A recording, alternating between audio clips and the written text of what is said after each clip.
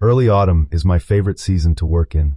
The air is dry and bright, and small towns feel slower, more orderly, like the year is settling into its final routine. I was in my mid-30s then, working as an insurance field adjuster, the kind of job that's mostly checklists and quiet hours. Minor wind claims, loose shingles, damaged gutters, a few trees that had clipped sheds or fences. Procedural work. Photos, measurements, roof angles, paperwork. Nothing dramatic. I'd been staying in a rural farming town for about 2 weeks, renting a modest room above a hardware store. Every morning started the same way. Coffee at the same diner, the same booth if it was open, then a loop of gravel roads between scattered houses and outbuildings.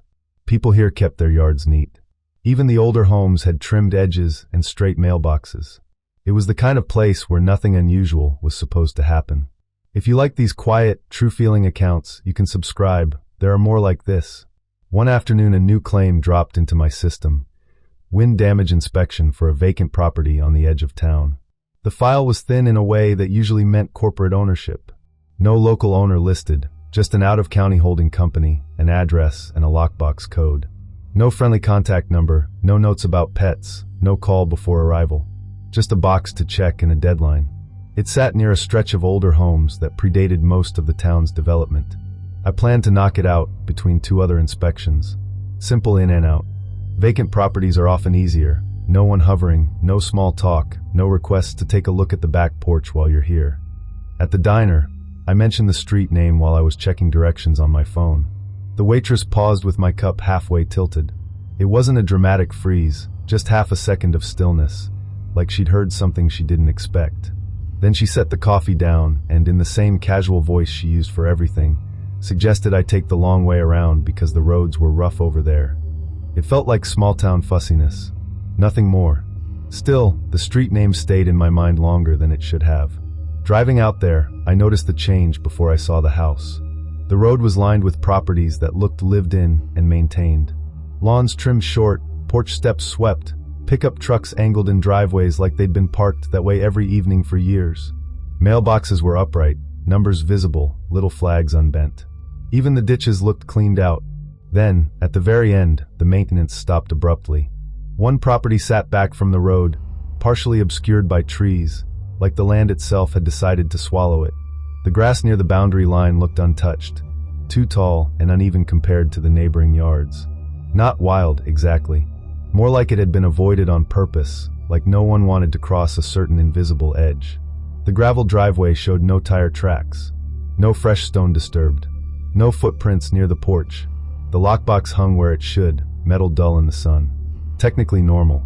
I told myself it was just another abandoned place. Owners stopped caring all the time. Foreclosures, probate, people moving away and letting paperwork outlive them. Still, the quiet felt heavier there, like sound didn't carry as far as it should. The front door opened stiffly, scraping the floor as if it hadn't been moved in a long time. Inside, the house was dusty but not vandalized. That was the first thing that made it feel wrong in a subtle way. Most truly abandoned places collect damage quickly. Broken windows, graffiti, missing copper, trash. This one looked paused. Furniture remained. A couch with the cushions slightly slumped. A dining table with a faint ring where something once sat. Framed photos still on the wall, glass intact, faces turned toward the room as if they were still part of a normal day. The air smelled stale, not moldy. No utilities, quiet thermostat, dead outlets, no hum from appliances. The silence had a flat quality, like the house was holding its breath. I moved through my routine anyway. I photographed the exterior first, then interior corners, then anything that looked like wind intrusion, water stains near window frames, scuffs on siding visible through glass, shingles on the porch roof that might have lifted. As I worked, small details stacked up. Kitchen drawers were slightly open, not all of them, just a few, as if someone had searched and left in a hurry or simply didn't bother to close them. A calendar hung in the hallway, still pinned up, stopped mid-month 2 years prior. The edges were curled from time, like it had been there long enough to age, but not long enough to be forgotten by weather. Extension cords ran from one room to another with no clear purpose. I followed one into a small back room and saw it disappeared under a door and came out again elsewhere, like someone had tried to make power reach places that didn't have it. There was no power, of course, but the cords were laid out with intention. Not random. Upstairs, the boards creaked louder than they should have. Old houses creak. That's normal, but this was isolated in a way that made me keep looking over my shoulder. A single creak, then nothing. A pause long enough for me to wonder if I'd imagined it, then another creak in a different spot, like weight shifting somewhere I wasn't standing. I kept telling myself it was framing settling under my movement. Outside, through a window, the road was completely empty. No cars passing. No distant machinery. No barking dog in the distance. Even birds seemed absent. That kind of quiet isn't rare, but it felt disproportionate to how close I was to town. My phone showed weak signal. The GPS struggled to update, spinning as if it couldn't decide where I was. It wasn't threatening. It was isolating in a way that made the rooms feel farther apart than they were. I was measuring a bedroom window when something shifted in my mind. Not fear exactly, more like the quiet part of my brain turning on. Dust patterns on the floor near the closet were disrupted. Not clean footprints, not obvious tracks. Just smudged arcs, like something heavy had been dragged in a shallow curve.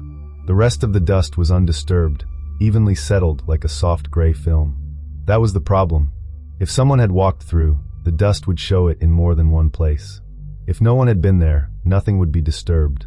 But this suggested someone came in and only moved one thing, carefully, and recently enough that the dust hadn't fully resettled. A practical thought surfaced. It might not actually be vacant. Maybe a squatter. Maybe someone using it temporarily. People do that more than you'd think, especially when a house looks forgotten but intact. I paused and listened. The silence felt layered, less like emptiness and more like waiting. For the first time, leaving early didn't feel like laziness. It felt reasonable. If you enjoy slow-burn, realistic horror, a like helps more than you'd think. Before I left, I told myself I should check the basement. It's standard procedure. Structural issues, water intrusion, foundation cracks, those can matter even in a simple wind claim. And part of me wanted to prove to myself that my unease was just fatigue and imagination. The basement door stuck. The wood was swollen from humidity, and it took a shoulder push to pop it open. The hinge groaned low, like it was waking up. The stairs descended into dim light from a small window well. The air coming up was cooler and carried a faint smell, old sweat and damp fabric. Not decay. Not rot. Human, in the way a room smells after someone has been sleeping in it. Halfway down, I stopped. The sound of my own breathing seemed too loud, like the house amplified anything I did. At the bottom, the beam of my flashlight landed on a folding chair set near the wall, angled toward the stairs, as if someone had wanted a clear view of whoever came down. Beside it were empty water bottles lined up, not scattered, lined. A blanket was neatly folded, not wadded. An extension cord ran along the floor to a small battery pack, the kind used to charge a phone or run a small light.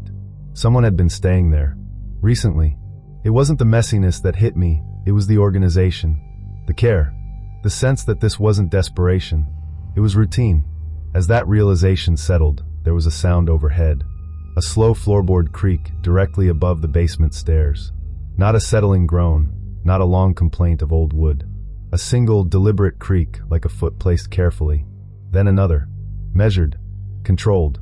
Close enough that I could picture exactly where the person would be standing on the first floor, right near the basement door if they wanted to listen. I didn't move. My heart stayed steady in a strange way, like my body understood that sudden movement could be a mistake. I held my breath without thinking. The basement felt smaller, the air thicker, as if the walls had inched in. There was only one exit, up those stairs. Whoever was upstairs would have to know someone was below. You can feel a basement door opening in a quiet house. You can hear a hinge. You can hear steps on stairs. No voices. No shuffle. No cough. Just the kind of stillness that implies a decision being made. I waited longer than felt natural. Long enough for my legs to start to ache from staying locked in place. At some point I realized my flashlight was too bright, and I angled it down to keep it from shining up the staircase like a signal. When I finally climbed, I did it slowly, one step at a time, placing my boots with care so I wouldn't announce myself with a loud thud. I expected to see someone at the top. I expected a shape, a shadow, the corner of a shoulder. Something. The first floor was empty. The rooms were exactly as I'd left them. But the front door, which I had propped open earlier to keep it from sticking again, was now closed. Not swung in by wind, there was no breeze. Not half-latched. Fully shut, as if someone had come through and wanted the house sealed behind them. Adrenaline didn't explode. It stayed controlled, practical, like a hand tightened around the back of my neck. I didn't call out. I didn't search rooms. I didn't try to prove anything to myself. I walked to the front door and got outside as quickly as I could without running. The sunlight hit my face, and it felt wrong that the day was still so normal. I locked the door behind me out of habit, then realized how pointless that was. If someone wanted to be inside, a lock wouldn't change anything. If someone wanted to be outside with me, it was already too late. As I walked back to my car, I had a strong awareness of being watched from somewhere behind the windows. I kept my eyes forward anyway. In the glass, I could see curtains shift slightly, just enough movement to register, though the air outside was still. The engine started on the first try. The crunch of gravel under my tires sounded too loud, like it was announcing me to the trees. Halfway down the road, my phone's signal snapped back to full bars. The return felt abrupt, like surfacing from underwater. When I filed the report, I shortened it, marked it unsafe conditions. No details. That evening at the diner, I asked casually how long that house had been empty. I kept my voice light, like I was making conversation. The answers were vague. People said the owners moved years ago. Someone shrugged and said, "Been sitting like that forever." Another person talked about the road being rough, the ditch flooding sometimes, anything except the house itself. When I pressed just a little, the tone shifted. Not hostility, avoidance. Eyes drifting away, hands busying themselves with mugs and napkins. One man, older, said quietly that nobody goes down that road unless they have to. Then he changed the subject as if it had never come up. Back in my room above the hardware store, I reviewed my photos like I always did. That's when I saw the thing that bothered me most. In two interior shots taken minutes apart, a hallway door appeared closed in one and slightly open in the next. Same angle, same light. I didn't remember touching it. The timestamps didn't suggest a long gap. It was small, easy to explain away. Maybe I nudged it with my shoulder. Maybe it had shifted on its own. But I stared at it longer than I wanted to admit. The claim was reassigned to another adjuster. I didn't argue. I didn't even ask why. Relief can look like professionalism if you keep your face neutral. For the rest of my stay, I avoided that side of town without consciously deciding to. My routes drifted away from it. I took different roads. I scheduled inspections on the other end of the county.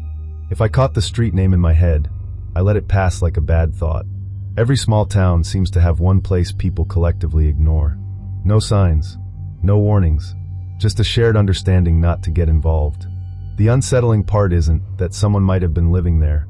It's the sense that whoever stayed inside didn't want to be found, and somehow always knew when someone came too close. Even now, years later, I still check doors twice when I'm staying somewhere unfamiliar.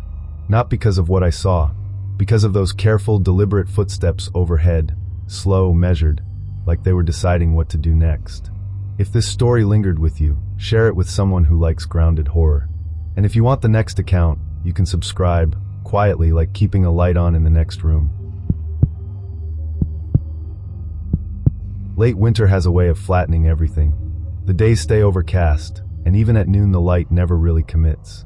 That year I was in my mid-30s, doing contract work for a regional bank, documenting foreclosed homes before resale. It was repetitive and unemotional by design. Photograph every room, list what's left behind, note damage, bag paperwork, change locks. The bank wanted clean records, not opinions. I'd spent months bouncing between small towns where decline didn't look like a headline, so much as empty houses and lawns that had given up.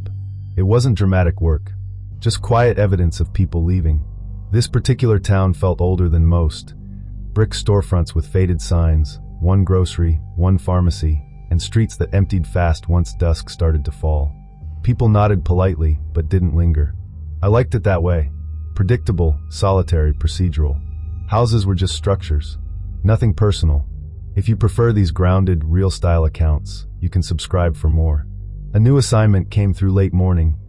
Interior inventory and a lock change on a repossessed property just outside the town limits. The file caught my attention because it was oddly delayed.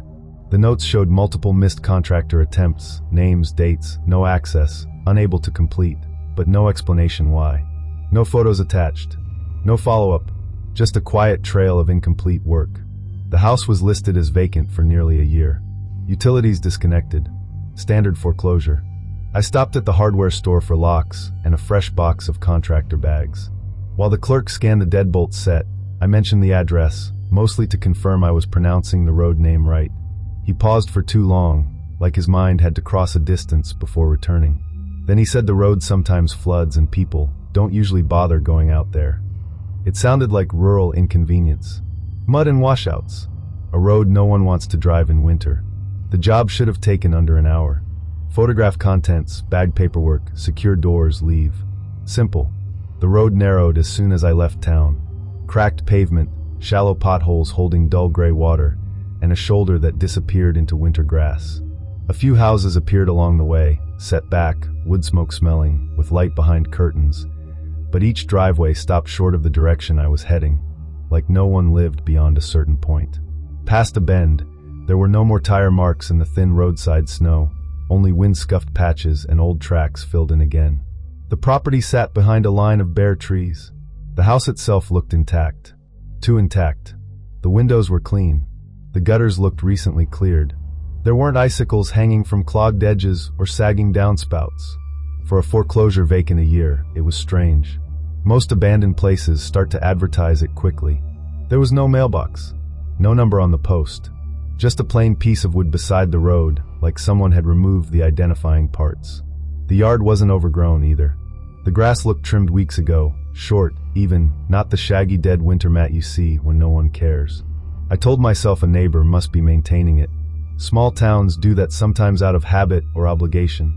Still, it didn't match the report, and that mismatch sat in my chest like a pebble you can't stop touching with your tongue. The front door opened easily. No swollen frame. No crunch of debris. Inside, the air was cool but not stale, and the first thing I noticed wasn't smell, it was order. Furniture was covered with sheets, tucked neatly like someone had done it with time. Dishes were washed and stacked. Beds were made, corners squared. It didn't look abandoned. It looked preserved, like someone had prepared the house for a long trip and expected to come back to it exactly as they left it. Then the details started to argue with that idea. Dust patterns showed recent disturbance. Clean streaks across a side table, wiped sections of countertop where a hand had passed. In the hallway, the thermostat had a fresh battery, bright, uncorroded, and the little plastic cover sat snug like it had been opened and closed recently. A trash bag in the kitchen contained food wrappers that weren't old, a crumpled granola bar, a plastic lid, a paper napkin still soft enough to fold. I moved through the rooms taking photos, narrating details into my notes the way I always did. The work kept me steady, but I kept noticing the doors. Every interior door was left slightly open. Not wide, just enough for a sliver of shadow. Bedroom, bathroom, pantry. Like someone wanted airflow, or visibility, or simply didn't like closed doors. Except one. At the end of the hall, a door was fully shut. Tight to the frame, no gap, no sliver of light beneath. It stood out because everything else was deliberately ajar, and that one was the opposite, sealed. The house carried a faint warmth despite no power. Not heat from a running furnace, something subtler, like the memory of a body in a room. I told myself it could be insulation holding yesterday's sun. But the day hadn't been sunny. It had been the same dead gray as the last week. Outside, there were no passing cars. No distant farm noise. No dog barking in the far-off way you can't place. Just a heavy, insulated quiet that made my own steps sound intrusive. In the living room, I found a clipboard on the coffee table. That by itself wasn't strange. People leave clipboards all the time. But when I looked closer, my stomach tightened. Clipped beneath the metal was my assignment sheet. The same claim number. The same property ID. The same checklist items. Only it was printed. I never printed anything. My process was digital, phone, tablet, cloud folder. The only paper I carried was bags and labels. At the top, someone had written today's date in pen. The handwriting was unfamiliar, tight, deliberate strokes, like they wanted it to be legible. Next to the date was a time, also written by hand, like a timestamp. Someone had already documented the house, or expected me to. That's when the practical thought landed with weight. Someone might be using this place regularly and doesn't want interference. Not a squatter in the chaotic sense, someone with a routine. And I had stepped into it without permission. I decided to finish what I could quickly and get out. The fastest thing to do was change the back door lock, less visible from the road, usually easier to work on without feeling exposed. I set my tools down, removed the screws, and started loosening the old deadbolt. The metal was cold enough to sting my fingers through gloves. That's when I heard it. A soft metallic sound from inside the house, small, sharp, unmistakable, like a fork dropped onto tile. I froze with the deadbolt half in my hand. The sound was too specific to be settling wood or a heating pipe. There was no heat, no plumbing running. No wind strong enough to rattle anything. I went still and listened. Nothing followed. No footsteps. No door creak. No voice calling out. Just the quiet again, thick and private. I stepped back inside, moving slowly, and raised my phone flashlight. The beam cut clean lines through the dim hallway. The air felt warmer now, or maybe I was just aware of my own skin. The kitchen drawer I'd closed earlier was slightly open. Not wide, just a finger's width. Enough to see the edge of a utensil tray. There was no wind. No pets. No explanation that made sense. I checked rooms the way you check them when you don't want to admit you're checking. Casual, quick, pretending it's part of the job. Living room first. Dining room. The bathroom. The spare bedroom. Everything looked untouched. And yet subtle details were different in ways my brain couldn't ignore. The covered couch had a slight indentation in the sheet, like someone had sat there for a moment and stood up again. A chair near the table was angled differently, turned a few degrees toward the hallway like it had been moved with care, not bumped. And the hallway door that had been open earlier, one of the many left ajar, was now closed. Not the one at the end of the hall. A different one. A door I remembered being open because I'd glanced into the dark room behind it while taking photos. Now it was shut like someone wanted that room sealed off. I stood in the middle of the hall and felt my mind running through options. A previous contractor still here, someone living upstairs, my memory faulty from monotony. But the house had a quality of attention, like it was responding to where I looked. Then I heard footsteps above me, slow pacing across the ceiling. Not running, not sneaking, just walking, deliberate, weighty steps that crossed from one side of the second floor to the other. Whoever it was didn't try to soften their stride. It was as if they wanted me to know exactly where they were. I didn't move. I measured distance in my head. 3 steps back to the front door, 5 to the living room, the hall narrowing like a funnel. I thought about how quickly I could reach the threshold and whether the porch boards would betray me. The steps continued for about 30 seconds, then stopped directly overhead. Silence followed, thick and waiting, like the pause after someone knocks but doesn't knock again. Something in me went very calm. Not brave, just resigned to the simplest choice. I turned, walked to the front door, and left without finishing the lock change. My movements were controlled, careful, like I didn't want to give the upstairs person the satisfaction of hearing panic. Outside, I didn't look back at the windows. In the car, I locked the doors before I even sat fully back in the seat. My hands were steady, but my mind was moving fast, flipping through explanations like pages. Previous contractor didn't log it, trespasser using it, bank records wrong, my memory misfiring after too many similar houses. Still, something didn't fit. The clipboard, the date, the small changes that felt timed to my attention. I pulled up the photos in my gallery, not to admire my work, but to reassure myself the rooms looked the way I remembered. The images were sharp, clinical, ordinary. That made it worse. They didn't capture what I'd felt. When I drove away, I checked the rearview mirror out of habit. In the upstairs window, one curtain was slightly parted. It hadn't been earlier. I was sure of that. The sheeted furniture and the clean glass had made the windows stand out. No face was visible, just the shape of fabric held back, as if someone stood close enough to see out without showing themselves. Back at the motel, I called my bank contact. I kept my voice even and described it in the language that gets attention. Possible occupant, unsafe to complete, evidence of recent use. They told me no one else had been assigned the property. No prior visits logged. No authorized contractor entries. The system showed only the refusals and missed attempts, no details attached. When I asked why those contractors refused without notes, the contact laughed in a thin, nervous way and said, "Some houses just sit." It was the kind of response that wasn't an answer, just an attempt to make the question smaller. Later, I reviewed my photos more slowly, zooming in on corners the way I did when I couldn't sleep. That's when I found the hallway image. Near the edge of the frame, behind a half-closed door, a shadow stood where no furniture existed. Tall, vertical, human-shaped in its proportions, too narrow to be a coat rack, too straight to be a hanging sheet. I didn't remember anyone there. I stared at it until my eyes started inventing movement. Then I set the phone down like it was hot. The assignment was reassigned. I didn't argue. I didn't ask for updates. The property stayed listed in the system longer than most, but it was never processed the way others were. It remained in that limbo status, available on paper, untouched in practice. Months later, I noticed I'd started avoiding jobs at the edge of towns. Not consciously, just a preference for closer properties, better lit neighborhoods, places with neighbors who looked like they'd notice if something was wrong. Vacant houses usually feel empty. You can tell when a place has been left behind. That one didn't feel abandoned. It felt occupied, just not in a way that invited you to see it. Like the house belonged to someone, and everyone else was trespassing. Some places aren't abandoned. They're simply claimed. If this stayed with you, share it with someone who likes grounded horror. And if you want the next account, subscribe. There are more I've never told out loud. Early summer is usually when small towns feel easiest to live in. The days run long, the air stays warm after sunset, and people settle into routines like they're part of the landscape.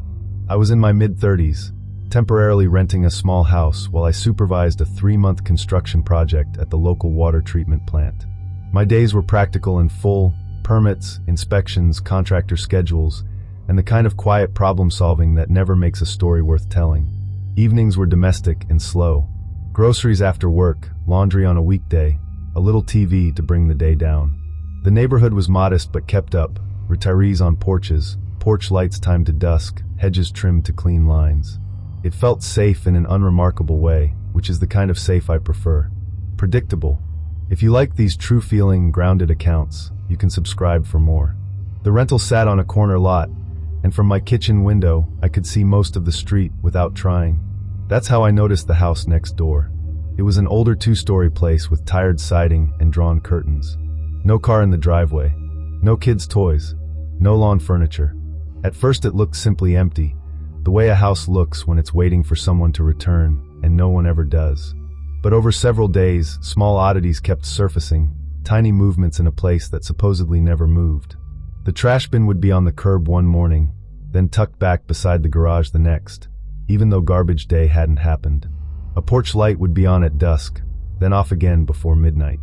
The blinds would sit at one angle for days, and then I'd wake up to find them slightly higher or lower, as if someone had adjusted them while the rest of the street slept. I asked my landlord casually, trying to sound like it was nothing. He answered too quickly: "Nobody lives there. Hasn't for years." Then he moved on to a different topic like he'd rehearsed the pivot. I told myself it was harmless. Every town has one neglected place people don't talk about much. One night I took my trash out after dinner.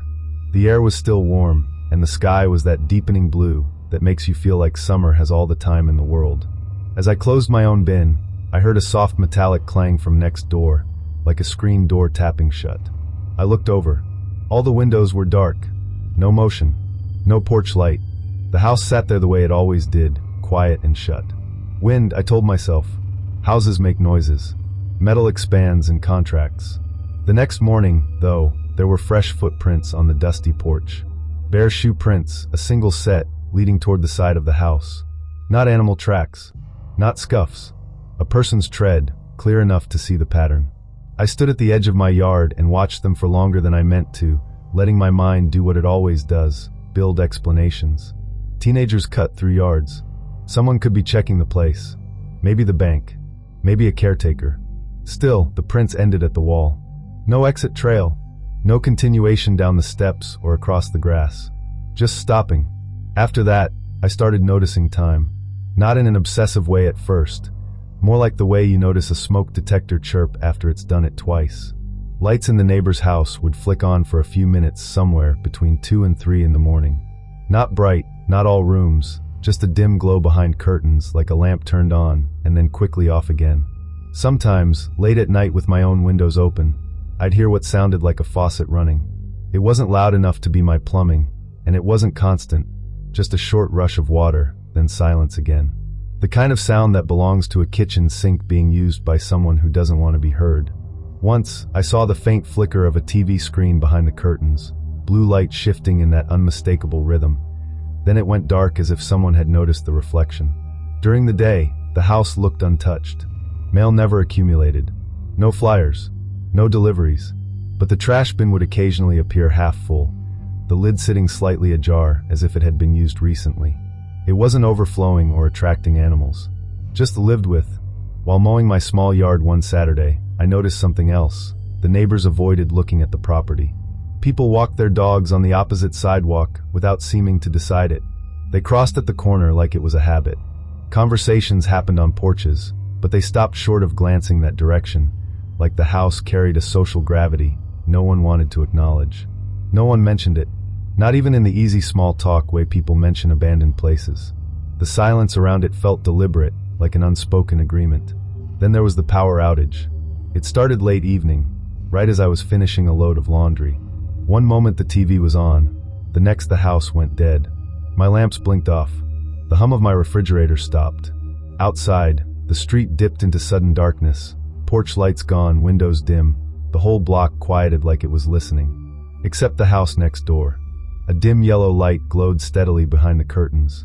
Not flickering, not fading. Just present. There was no generator noise, no engine rumble, nothing mechanical. If the utilities had truly been shut off there, the light shouldn't have existed at all.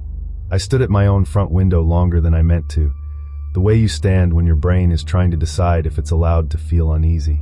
A silhouette passed slowly behind the curtain. Not a quick dart, not someone checking outside. Smooth and steady, like someone pacing a room in a familiar pattern. The movement had patience. That's when curiosity stopped being harmless and turned into something tighter. If you're into slow burn, realistic horror, a like is appreciated. The next day, a loose fence panel between our properties gave up and fell inward. It wasn't dramatic, just a tired board sliding free, but it was my side that ended up exposed, and the practical part of me wanted it fixed before it became a bigger hassle. I crossed over with a hammer and a few screws. I told myself I was doing what any responsible renter would do.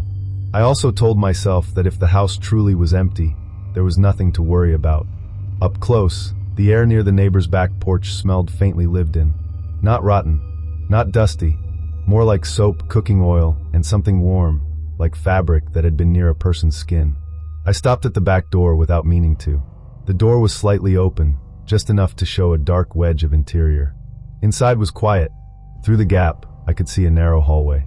And in that hallway, a chair was placed facing the door, as if someone regularly sat there, watching the yard, watching the fence line, watching my house.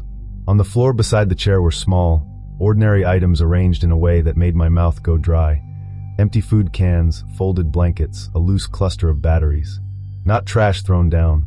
Supplies. Someone was clearly staying there. A soft shuffle came from upstairs. Slow. Careful. A sound you make when you're trying not to make a sound, except it wasn't frantic. It didn't carry the energy of being caught. It was measured, like someone repositioning their weight after standing still too long. I stepped back immediately, my body moving before my thoughts caught up. As I turned, the back door behind me creaked wider on its own, scraping against the floor. No wind. The air was still. The trees were barely moving. The door didn't swing open fast. It opened the way a person opens a door when they don't need to rush. A gradual widening, controlled, as if someone inside had placed a hand on it and eased it outward. I heard the faintest shift, wood and hinge responding to pressure, like someone adjusting their stance just inside the threshold. They weren't chasing me. They weren't hiding from me, either. They were simply present. I left the fence panel on the ground. I walked back across my yard without fixing anything, refusing to turn my head. My skin felt too aware of my own back, the way it does when you know someone is watching. Back inside my rental, I locked my doors and stood in the kitchen for a long moment, listening to the normal sounds of a house trying to be normal. The refrigerator cycling, the faint tick of cooling metal, my own breathing. I called the landlord and told him what I'd seen, keeping my words careful. Someone may be inside. The back door was open. There are signs of someone living there. He went quiet, not confused, not surprised. Quiet in a way that felt like he was deciding what version of reality he was willing to speak into the phone. Then he said he'd handle it. That night, police lights flashed briefly down the street, red and blue pulsing against the houses, disappearing as quickly as they came. No one knocked on my door. No one walked up the neighbor's driveway that I could see. No spotlight swept the windows. The street fell dark again like nothing had happened. Later, when I looked outside, The chair in that hallway was now positioned directly in front of the window facing my home. For the remaining weeks, the small signs continued. Curtains shifted. Footsteps moved at odd hours, never hurried, never loud. Water ran briefly, then stopped. Lights would glow for minutes and go dark again. Always subtle, always just enough to confirm that someone was there. And yet no one ever entered or left through the front. No vehicle, no visitors, no footsteps on the public sidewalk. No obvious comings and goings that would make it feel like a normal neighbor. It was like the house had its own internal life that didn't include the rest of the street. When I asked a coworker one afternoon, casual, like I was asking about the best place to get dinner, he didn't ask questions back. He just nodded and said, "Oh, that place? People just don't mess with it." No explanation, no curiosity. The sentence ended the subject the way a door ends a hallway. It felt like the house had been accepted as occupied by something no one wanted to confront, something not officially there, but present enough that the neighborhood had adapted around it. The project ended, and I moved out right on schedule. My last morning in town was bright in that early summer way, light spilling across lawns, birds finally loud, the world pretending it had never held its breath. As I loaded my car, I glanced next door one final time. A curtain lifted slightly, just enough to reveal darkness behind it. Not a face, not a hand, just the sense of someone standing there close to the glass, watching quietly, as if they'd been waiting for this moment. That's what settled it for me. The town never avoided that house because it was empty. They avoided it because it wasn't. And whoever lived there didn't want neighbors, didn't want acknowledgement, didn't want attention, didn't want the normal kind of human certainty that comes with being seen. Some places don't need locks or fences. They stay undisturbed simply because everyone agrees not to look too closely. Share this with someone who likes grounded horror, the kind that could happen on any quiet street. And if you want the next account, subscribe. There's always another town, another house, another silence people learn to live around.